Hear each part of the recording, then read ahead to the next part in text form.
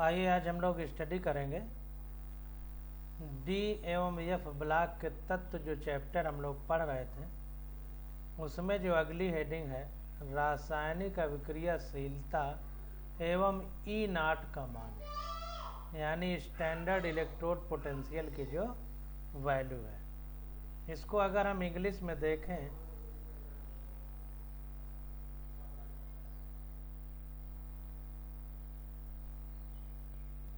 तो इंग्लिश में कहेंगे chemical reactivity and E not value. तो रासायनिक अभिक्रियाशीलता एवं ई नॉट का मान, तो इस विषय पर हम आज चर्चा करेंगे।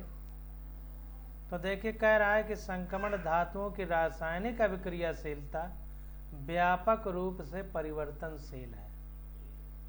तो जितने भी हमारे ट्रांजिशन मेटल हैं उनकी जो केमिकल रिएक्शन है अगर उसको ब्रॉड पैमाने पे देखा जाए तो ये परिवर्तनशील है यानी बदलती रहती है। बहुत सी धातुएं पर्याप्त विद्युत धनीय हैं तथा खनिज अम्लों में विलेय हैं। तो बहुत सारी हमारी ऐसी ट्रांजिशन मेटल हैं जो इलेक्ट्रोपॉजिटिव हैं तथा जो माइनरल एसिड हैं उनमें सॉल्यूबल हैं, जबकि कुछ धातुएं जिनको हम उत्कृष्ट कहते हैं जो कि साधारण अम्लों द्वारा प्रभावित नहीं होती हैं। तो इनको थोड़ा सा इंग्लिश में देख लेते हैं।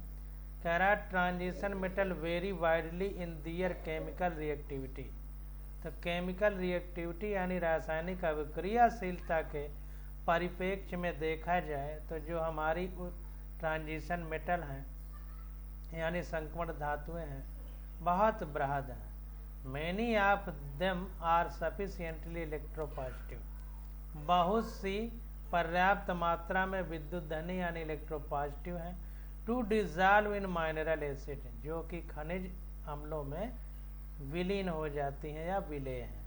Although a few are noble, इनमें से कुछ जो है नोबेल भी हैं यानी उत्कृष्ट भी हैं जो किसी से क्रिया नहीं करती हैं।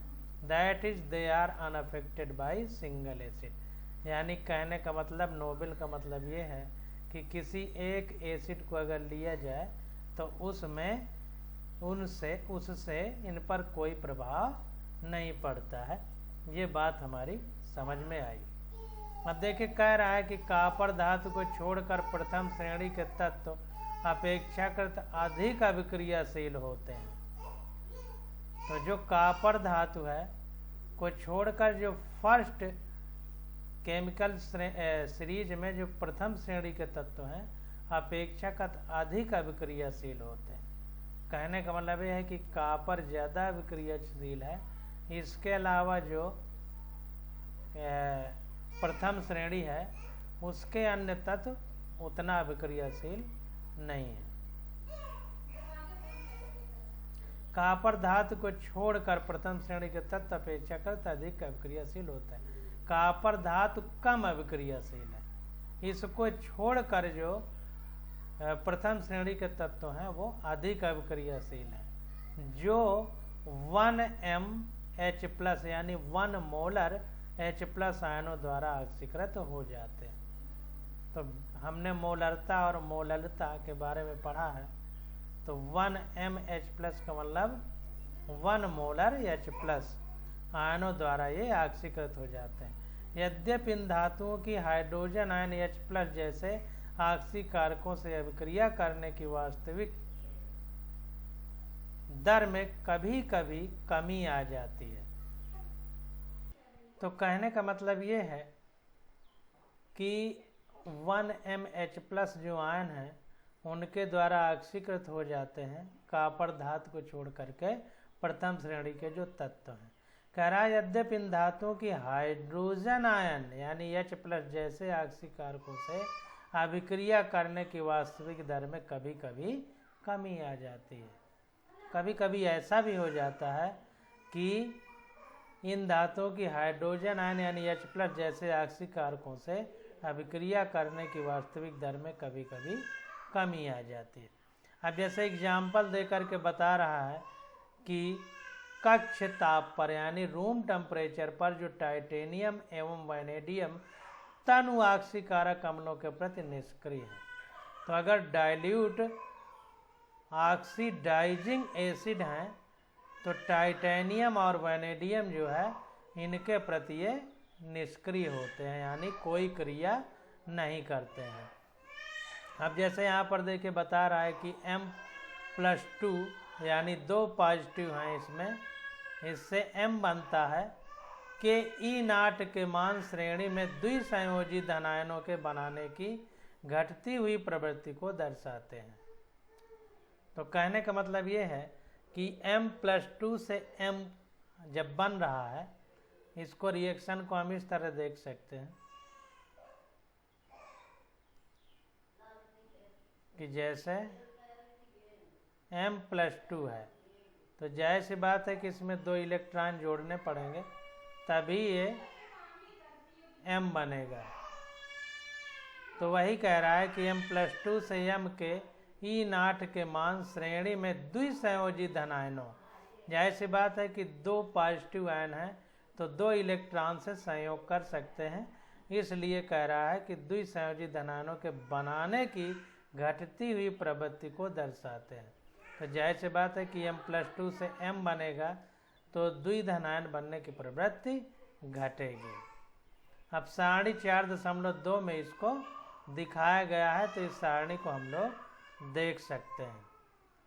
अब यहाँ पर देखिए 4.2 टेबल है, इसमें देखिए M+2 बनने में 3D1, 3D2, 3D3, 3D4, 5, 6, 7, 8, 9, 10 सिर्फ एक ही है ऑर्बिटल D1 है, जैसे इसमें 2 है इसमें 3, इसमें देखिए M बन सकता है 3D1 और 4s2 में।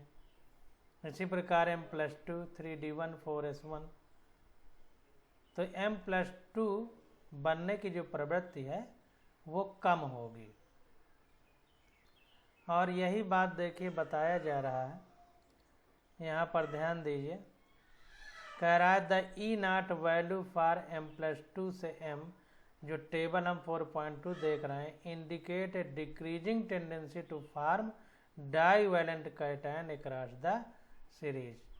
तो अगर हम E0 की वैल्यू के हिसाब से देखें तो M+2 से M बनने की टेंडेंसी घट रही है, यानी डाईवैलेंट कैटायन बनने की कंडीशन घट रही है।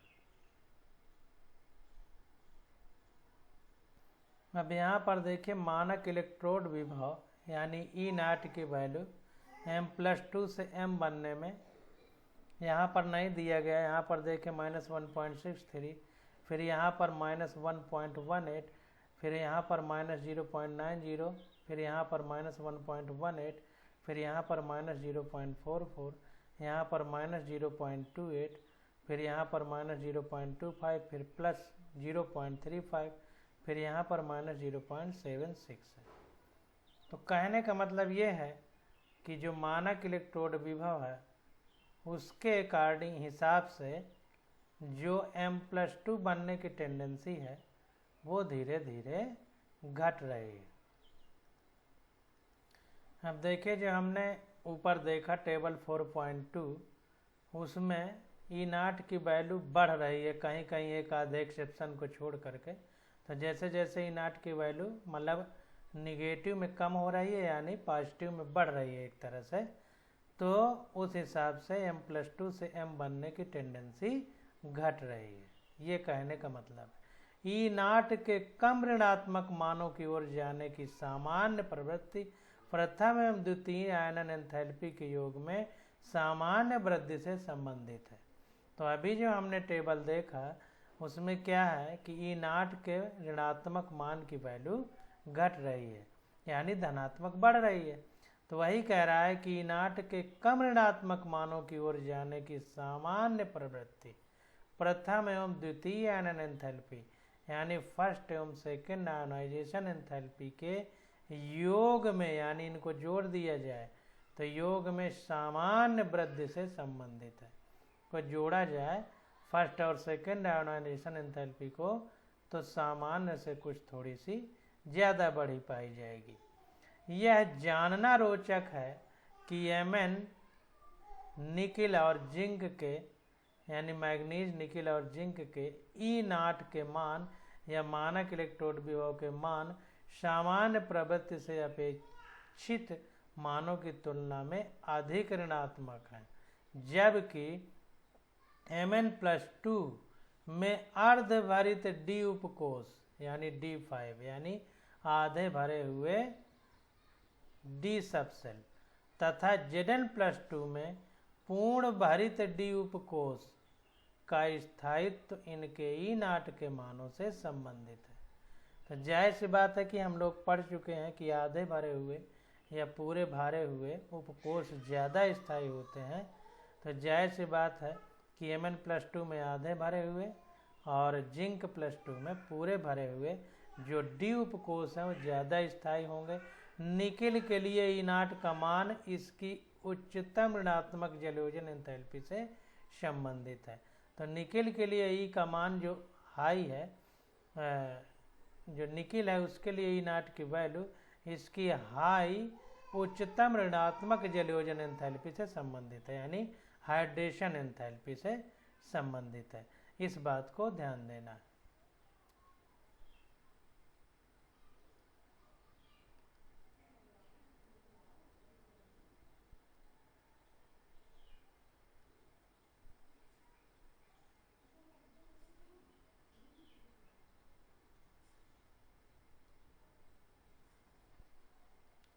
यहाँ तक अंडरलाइन कर लीजिए।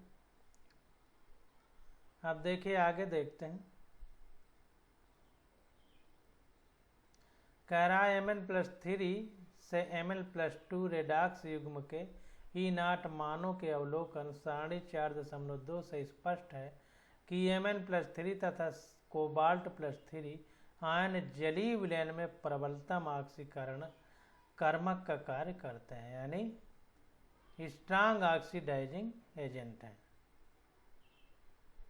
Ti+2, V+2, Cr+2 यानी टाइटेनियम, वैनेडियम और क्रोमियम आयन प्रबल अपचायी कर्मक यानी अपचायक है, यानी रिड्यूसिंग एजेंट है तथा तनु अम्ल से हाइड्रोजन गैस मुक्त करते हैं। जाहिर सी बात है कि अपचायक हैं तो तनु अम्ल से हाइड्रोजन गैस मुक्त करते हैं। जैसे यहाँ पर एग्जाम्पल दिया जा रहा है कि क्रोमियम+2 एक्वस मीडियम में, हाइड्रोजन आयन एक्वस मीडियम में है, उससे रिएक्शन करता है तो Cr+3 एक्वस बन जाता है और हाइड्रोजन गैस रिलीज हो जाती है। तो जाहिर सी बात है क्रोमियम+2 से +3 हो गया, यानी खुद ऑक्सीकृत हो गया, तो दूसरा जो होगा उसको अपचयित करेगा। तो यहाँ पर हाइड्रोजन +1 से 0 हो गया, यानी हाइड्रोजन आयन रिड्यूस होकर के हाइड्रोजन गैस में बदल गया। अब देखिए कुछ क्वेश्चन है, इनको हम लोग समझते हैं। कह रहा है संक्रमण धातुओं के प्रथम श्रेणी के E0 के मान है। तो जो ट्रांजिशन मेटल है उनके फर्स्ट जो सीरीज है उसमें E0 की वैल्यू दिया है M+2 से M बनने पर vanadium, chromium, manganese, iron, cobalt, nickel, copper, इन सब का नीचे दिया गया है। कह रहा है इन मानों में अनियमितता के कारण को बताइए। तो अभी जो हमने 4.2 ऊपर सीरीज पढ़ी थी उसमें अनियमित है, जैसे ये प्लस में हो गया, यहाँ पर देखिए निगेटिव में ज़्यादा है और ये बीच में कम है, फिर ये इस तरह है, दोनों के बराबर है। ऐसी अनियमितता क्यों है हमसे पूछ रहा है। तो देखिए बता रहा है कि E0 के मान नियमित नहीं है। M+2 और M+2 से M बनने के समय जो मानक इलेक्ट्रोड विभव है उनके मान नियमित नहीं है। इसे हम आयनन एंथैल्पी में अनियमित परिवर्तन यानी delta IH1 plus delta IH2, जिसमें फर्स्ट आयोनाइजेशन एंथैल्पी और दूसरी आयोनाइजेशन एंथैल्पी के योग की बात की गई थी जो हमने ऊपर पढ़ा था, तथा ऊर्ध्वपातन एंथैल्पी यानी सब्लिमेशन एंथैल्पी द्वारा समझा सकते हैं, जो कि मैग्नीज और वैनेडियम के लिए अपेक्षाकृत बहुत कम होती है। तो ऊर्ध्वपातन शब्द यहाँ पर आया, सब्लिमेशन इसका मतलब होता है कि कोई अगर सॉलिड है और वो बिना लिक्विड बने डायरेक्ट गैस में चेंज हो जाता है, तो इस प्रक्रिया को ऊर्ध्वपातन या सब्लिमेशन कहते हैं। जैसा कपूर को देखा होगा, कैम्फर को, कि वो जब जलाया जाता है तो सीधा ठोस होता है और बिना पिघले हुए वो जल के गैस में बदल जाता है। तो यही बता रहा है कि जो इनके E0 की वैल्यू है स्टैंडर्ड इलेक्ट्रोड पोटेंशियल की, तो अनियमित क्यों है, तो उसके कारण जिम्मेदार क्या है, फर्स्ट और सेकंड आयोनाइजेशन एंथैल्पी और सब्लिमेशन एंथैल्पी या ऊर्ध्वपातन एंथैल्पी। इनके माध्यम से हम लोग इन बातों को समझा सकते हैं। हालांकि मैग्नीज और वैनेडियम की जो ऊर्ध्वपातन एंथैल्पी या सब्लिमेशन एंथैल्पी है वो बहुत कम होती है। अब क्वेश्चन नंबर 4.7 देखते हैं। कह रहा है कि Mn+2 से Mn+3 से Mn+2 बनने का जो युग्म है या जोड़ा है के लिए E0 का मान Cr+3/Cr+2 अथवा Fe+3/Fe+2 के मानों से बहुत अधिक धनात्मक क्यों होता है, समझाइए। तो मैग्नीज के लिए ज़्यादा धनात्मक होता है Mn+3 से Mn+2, जबकि Cr+3 से Cr+2 बनता है या Fe+3 से Fe+2 बनता है। तो इन मानों के लिए E0 की वैल्यू कम धनात्मक होती है। तो ऐसा क्यों होता है, ये हमसे पूछ रहा है। तो देखिए, कह रहा है कि इसके लिए Mn की तृतीय आयनन एंथैल्पी या तृतीय आयनन ऊर्जा का बहुत अधिक मान D5 से D4 में परिवर्तन के लिए आवश्यक जो होता है उसके लिए उत्तरदायी है। तो D5 से D4 में अगर परिवर्तन चाहते हैं तो Mn की जो थर्ड आयोनाइजेशन एंथैल्पी या एनर्जी है उसका मान अधिक होना चाहिए, तभी D5 से D4 में परिवर्तन होगा। क्यों? क्योंकि D5 ज़्यादा स्थायी है। अब D5 ज़्यादा स्थायी है, इससे इलेक्ट्रॉन निकालना चाहेंगे तो हमें ज़्यादा ऊर्जा देना पड़ेगा, इसीलिए थर्ड आयोनाइजेशन एंथैल्पी का मान अधिक होता है। इससे यह भी स्पष्ट होता है कि क्यों Mn की +3 अवस्था ज़्यादा महत्व की नहीं है। तो इससे हमें यह भी पता चलता है कि Mn की +3 अवस्था ज़्यादा महत्व की नहीं है। क्यों? क्योंकि +3 अवस्था जो है उसमें आयोनाइजेशन एंथैल्पी बहुत ज़्यादा है, थर्ड आयोनाइजेशन एनर्जी बहुत ज़्यादा खर्च करनी पड़ती है। तो इसलिए हम कोई काम करें और उसमें ऊर्जा ज़्यादा खर्च हो तो हमारे लिए तो बेकार है। हमें कम ऊर्जा खर्च करके ज़्यादा काम करने की प्रवृत्ति रखना चाहिए, तभी तो लाभ होगा। लाभ का यही पैमाना है। तो इस प्रकार से 47 नंबर क्वेश्चन हो गया। अब ये क्वेश्चन हम लोग एक साथ करेंगे। अब देखिए, आगे आ जाता है चुंबकीय गुण यानी मैग्नेटिक कैरेक्टर। तो मैग्नेटिक प्रॉपर्टीज क्या हैं ट्रांजिशन मेटल की, उसके बारे में हम लोग स्टडी करेंगे। तो देखिए, पदार्थ पर चुंबकीय क्षेत्र अनुप्रयुक्त करने पर मुख्यतः दो प्रकार के चुंबकीय व्यवहार प्रदर्शित होते हैं। तो जब हम किसी पदार्थ पर, किसी मैटर पर मैग्नेटिक फील्ड डालते हैं तो हमें दो प्रकार के व्यवहार प्रकट होते हैं। जैसे हम किसी व्यक्ति विशेष के पास जाते हैं तो या तो हमें पसंद करेगा या नहीं पसंद करेगा। तो उसी प्रकार से चुंबकीय क्षेत्र में जब किसी पदार्थ को रखा जाता है तो दो प्रकार के व्यवहार देता है। एक प्रतिचुंबकीय जिसको डायमैग्नेटिक बोलते हैं, दूसरा अनुचुंबकीय जिसको पैरामैग्नेटिक बोलते हैं। तो प्रति माने प्रतिक्रिया, पता ही चल रहा है। अनु मतलब अनुसरण, पता चल रहा है। तो अनुप्रयुक्त चुंबकीय क्षेत्र द्वारा प्रतिकर्षित कौन होते हैं? प्रतिचुंबकीय पदार्थ। प्रति मतलब प्रतिक्रिया, मतलब हमें पसंद नहीं करता तो हम दूर भागेंगे। तो अनुपयुक्त चुंबकीय क्षेत्र द्वारा प्रतिकर्षित होते हैं कौन? प्रतिचुंबकीय। परंतु अनुचुंबकीय चूंकि अनुसरण करते हैं तो अनुचुंबकीय पदार्थ आकर्षित होते हैं। जो पदार्थ चुंबकीय क्षेत्र में प्रबल रूप से आकर्षित होते हैं वे लौह चुंबकीय या फेरोमैग्नेटिक कहलाते हैं। वास्तव में लौह चुंबकत्व अनुचुंबकत्व का चरम रूप है। बहुत से संक्रमण धातु आयन अनुचुंबकीय हैं।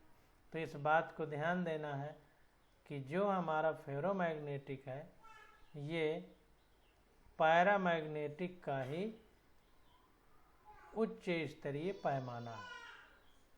तो कुल मिला के लौह चुंबकी अनुचुंबकी तरह की ही व्यवहार करेंगे। तो यहाँ से यहाँ तक ये इम्पॉर्टेंट है, इसलिए इसको अंडरलाइन करना है। आगे कह रहा है कि अनुचुंबकत्व की प्रवृत्ति आयुगलित इलेक्ट्रॉनों की उपस्थिति के कारण होती है। प्रत्येक ऐसे आयुगलित इलेक्ट्रॉन का चुंबकीय आघूर्ण, जिसको अंग्रेजी में मैग्नेटिक मोमेंट कहते हैं, प्रचक्रण कोणीय संवेग यानी स्पिन एंगुलर मोमेंटम तथा कक्षीय कोणीय संवेग यानी ऑर्बिटल एंगुलर मोमेंटम से संबंधित है। इसको थोड़ा सा हम लोग इंग्लिश में भी देखेंगे तो हमें बात और अच्छे से क्लियर हो जाएगी।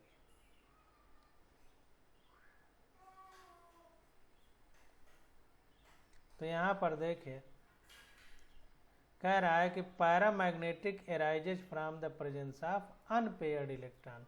आयुगलित का मतलब अनपेयर्ड इलेक्ट्रॉन। तो जिसमें इलेक्ट्रॉनों का जोड़ा नहीं होगा तो वो पैरामैग्नेटिक बिहेव करेंगे यानी अनुचुंबकीय व्यवहार करेंगे। क्योंकि इनमें इलेक्ट्रॉनों की कमी है तो इसे इलेक्ट्रॉन चाहिए, तो जाहिर सी बात आकर्षित होगा, तो इसलिए पैरामैग्नेटिक व्यवहार करेगा। Each such electron having a magnetic moment associated with its spin angular momentum. अब इनमें से जो पैरामैग्नेटिक बिहेवियर शो करने वाले पदार्थ हैं, इनका प्रत्येक इलेक्ट्रॉन मैग्नेटिक मोमेंट से संबंधित होगा और मैग्नेटिक मोमेंट हमारा स्पिन एंगुलर मोमेंटम तथा ऑर्बिटल एंगुलर मोमेंटम से संबंधित होगा। इस बात को ध्यान देना है। तो फिर से समझिए कि अनुचुंबकत्व की प्रवृत्ति आयुगलित इलेक्ट्रॉनों यानी अनपेयर्ड इलेक्ट्रॉनों के उपस्थिति के कारण है। प्रत्येक ऐसे अनपेयर्ड इलेक्ट्रॉन का चुंबकीय आघूर्ण यानी मैग्नेटिक मोमेंट प्रचक्रण कोणीय संवेग यानी स्पिन एंगुलर मोमेंटम तथा कक्षीय कोणीय संवेग यानी ऑर्बिटल एंगुलर मोमेंटम से संबंधित होता है।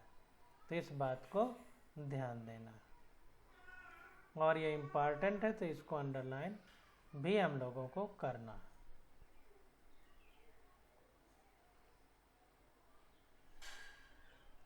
अब देखिए आगे कह रहा है कि प्रथम संक्रमण श्रेणी की धातुओं के यौगिकों में कक्षीय कोणीय संवेग का योगदान प्रभावी रूप से समित यानी क्वेंच हो जाता है, इसलिए इसका कोई महत्व नहीं रह जाता। फिर से प्रथम संक्रमण श्रेणी की धातुओं के यौगिकों में कक्षीय कोणीय संवेग का योगदान प्रभावी रूप से समित या क्वेंच हो जाता है, इसलिए इसका कोई महत्व नहीं रह जाता है। मतलब कहने का मतलब कि जैसे प्लस माइनस मिलके जीरो हो जाते हैं, वैसे कोणीय संवेग का जो योगदान है वो लगभग ना के बराबर है, इसलिए उसका कोई महत्व नहीं रह जाता है।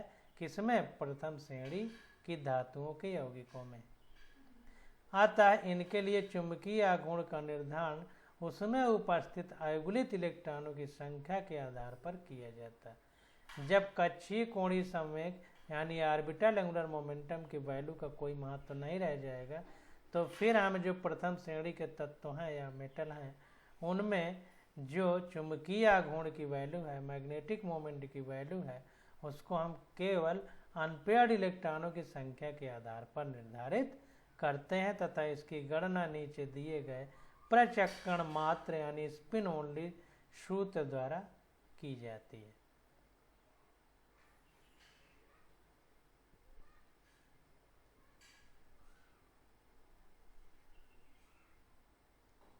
तो ये देखिए नीचे फार्मूला दिया गया है मैग्नेटिक मोमेंट निकालने का, चुंबकीय आघूर्ण निकालने का।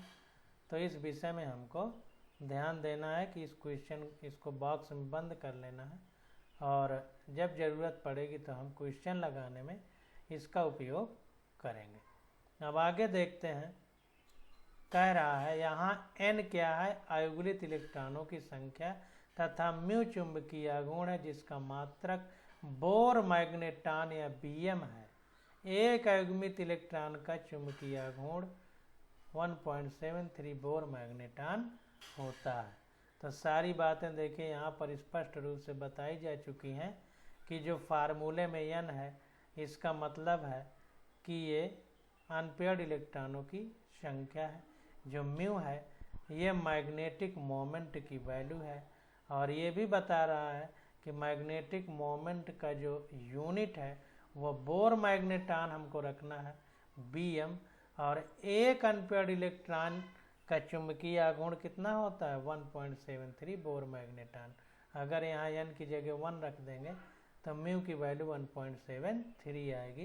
कहने का मतलब ये है। अब देखिए आगे कह रहा है कि अगुलित इलेक्ट्रॉन यानी अनपेयर्ड इलेक्ट्रॉनों की बढ़ती संख्या के साथ चुंबकीय आघूर्ण का मान बढ़ता है। जैसी बात है n की वैल्यू बढ़ाएंगे तो म्यू की वैल्यू बढ़ेगी। अतः प्रेक्षित चुंबकीय आघूर्ण से परमाणुओं, अणुओं तथा आयनों में उपस्थित अयुग्लित इलेक्ट्रॉनों की संख्या का सांकेतिक संकेत मिलता है। तो प्रेक्षित का मतलब अगर कोई वैल्यू दी गई है तो अगर चुंबकीय आघूर्ण का मान बढ़ा हुआ है तो हम ये समझ जाएंगे कि अनपेयर्ड इलेक्ट्रॉनों की संख्या बढ़ी हुई होगी। प्रचक्रण मात्र यानी स्पिन ओनली से सूत्र द्वारा गणना से प्राप्त चुंबकीय आघूर्ण के मान तथा प्रयोगों के आधार पर निर्धारित प्रथम संक्रमण श्रेणी के तत्वों के चुंबकीय आघूर्णों के मान सारणी 4.7 में दिए गए हैं। तो ये मैग्नेटिक मोमेंट की जो वैल्यू है फर्स्ट ट्रांजिशन सीरीज इन सब की, तो यहाँ पर दिया गया है। कह रहा है प्रायोगिक आंकड़े मुख्य रूप से विलयन में उपस्थित जल योजित आयनों अथवा ठोस अवस्था के लिए है। तो जो ये वैल्यू निकाली गई है ये हाइड्रेटेड आयन है या फिर सॉलिड स्टेट में ये वैल्यू जो नीचे लिखी गई है वो निकाली गई है। ये हमको एनसीईआरटी बता रही है। तो ये देखिए वैल्यू दी गई है, ये परिकलित मान है, ये प्रेक्षित यानी कैलकुलेटेड वैल्यू है, और ये जो प्राप्त होती है वो वैल्यू, ये सब दिया गया है।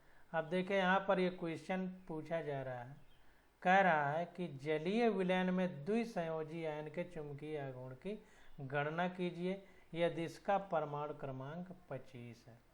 तो द्विसंयोजी है, डाईवैलेंट यानी दो आयन से संयोग करेगा। तो जलीय विलयन में परमाणु क्रमांक 25 वाले द्विसंयोजी आयन में अगमित इलेक्ट्रॉनों की संख्या 5 होगी। कैसे होगी इसको हमें निकालना है। अब देखिए इसको कैसे निकालेंगे ये चीज़ समझ लीजिए। तो यहाँ पर देखिए 1s 2s 2p 3s 3p 4s 3d यहाँ तक जाएगा। यस में 2, यस में 2, p में 6, यस में 2, p में 6, यस में 2, ये 6 4 10, 6 4 10 20 हो गया। 5 बचे, 5 इसमें भर देंगे।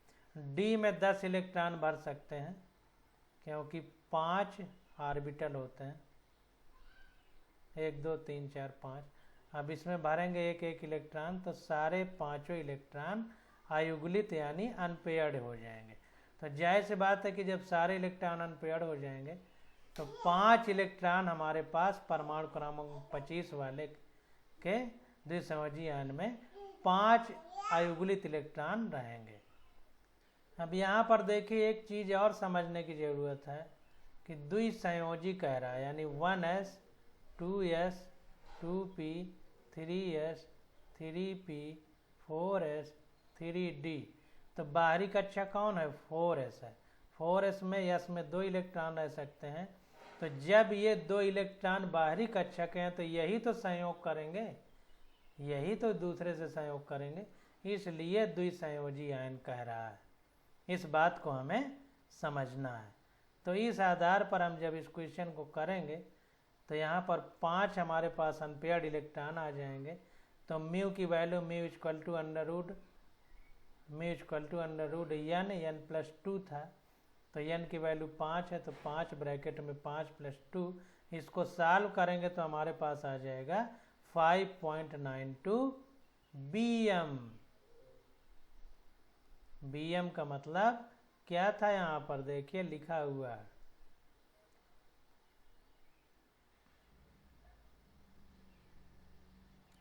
Bore magneton. तो ये हमारी चुंबकीय आघूर्ण यानी मैग्नेटिक मोमेंट की यूनिट या इकाई है। तो इस हिसाब से यही इकाई हम लोग यहाँ पर लिख देंगे। अब आगे देखिए आ जाता है हमारे पास रंगीन आयनों का बनना। अगर इंग्लिश में देखा जाए तो इसको बोलेंगे